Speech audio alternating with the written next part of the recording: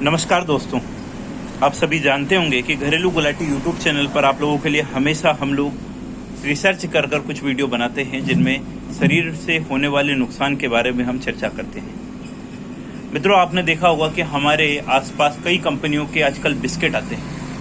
हम लोग pizza, burger, patties इन चीज़ों का इस्तेमाल भी रोज़ाना रेगुलर तौर पर करते हैं और इनमें मिलने वाला सबसे ज़्यादा जहरीला पदार्थ होता है मैदा। मैदा जहरीला नहीं होता, लेकिन कहा जाता है कि मैदे को सफ़ेद जहर भी कहते हैं, जो हमारे शरीर में धीरे धीरे असर करता है। दोस्तों, आपने अक्सर लोगों को कहते सुना होगा कि मैदा, सफ़ेद आटा और इससे बने उत्पादन हमारे स्वास्थ्य के लिए बहुत हानिकारक हैं। मैदा और इनसे बनी चीज़ों का उपयोग हमारे जीवन में तेज़ी से बढ़ रहा है। कभी हम घर में ब्रेड और कभी अन्य चीज़ों का इस्तेमाल करते हैं। आपने देखा होगा जब चक्की में कोई बारीक आटा जाता है तो चक्की जाम हो जाती है।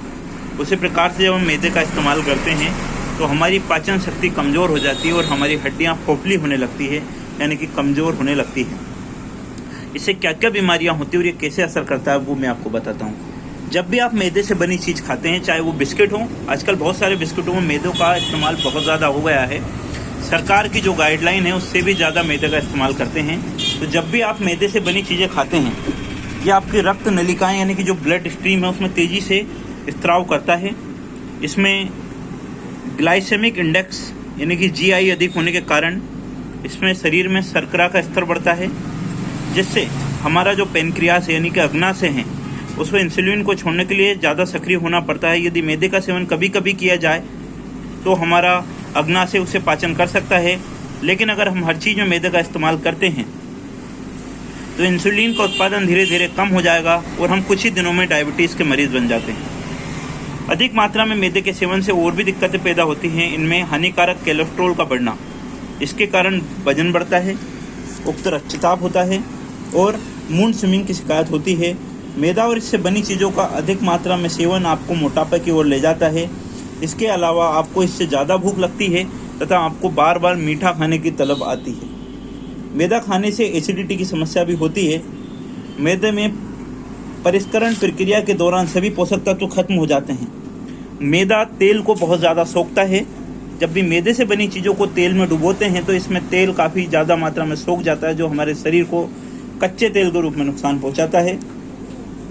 स्रोत के मुताबिक एक एनालिसिस में पता चला है कि मैदे से बना पिज़्ज़ा, पास्ता, बर्गर ये एसिडिक आहार संतुलन बनाए रखने के लिए हड्डियों में कैल्शियम अवशोषित कर लेते हैं, जिससे हड्डियां बहुत ज़्यादा कमज़ोर हो जाती है और अधिक एसिडिटी कई बड़ी और लंबे समय तक बनी रहने वाली बीमारियों की वजह बनती है, जिसमें सूजन, गठिया जैसी बीमारियां है। छोटे बच्चों में इसकी वजह से पाचन यानी कि अपच का कारण बन जाता है। इस सफ़ेद आटे को आंत का गोंद भी कहते हैं। आंत का गोंद इसलिए क्योंकि ये गोंद की तरह काम करता है और इसमें ये आंतों में चिपक जाता है। इसमें फाइबर होता है, ये पाचन क्रिया को बिल्कुल धीमी कर देता है, जिसकी वजह से हमारा जो पाचन है वो पूरा धीमा पड़ जाता है।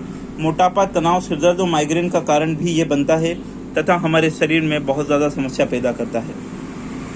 एलर्जी भी मैदे से होती है, इसलिए आप कोशिश करें कि जो भी बिस्किट हैं, पैटिस है, पेस्ट्री हैं जिनमें मैदे का इस्तेमाल ज़्यादा मात्रा में हुआ है, चिप्स हैं जिनमें मैदा मिलता है, उन चीज़ों से बिल्कुल दूर रहें, क्योंकि यह आपके शरीर में, आपके बच्चों के शरीर में एक बहुत ही भयंकर तूफान खड़ा कर सकता है और हो सकता है कि धीरे धीरे आपका बच्चा इतना कमज़ोर हो जाए और इतना सुस्त हो जाए कि आप उससे खुद के एक गिलास पानी भरने के लिए कहे वो ना कर पाए। उम्मीद करता हूँ वीडियो की जानकारी आपको पसंद आई होगी। आपके जितने भी रिश्तेदार हैं, रिलेटिव हैं, उनको ये वीडियो भेजिए ताकि मैदे के सेवन से वो दूर रहें और हमारे घर पर बनी हुई चीज़ें ही खाएँ, बाहर की चीज़ों को बिल्कुल त्याग दें। बहुत बहुत धन्यवाद।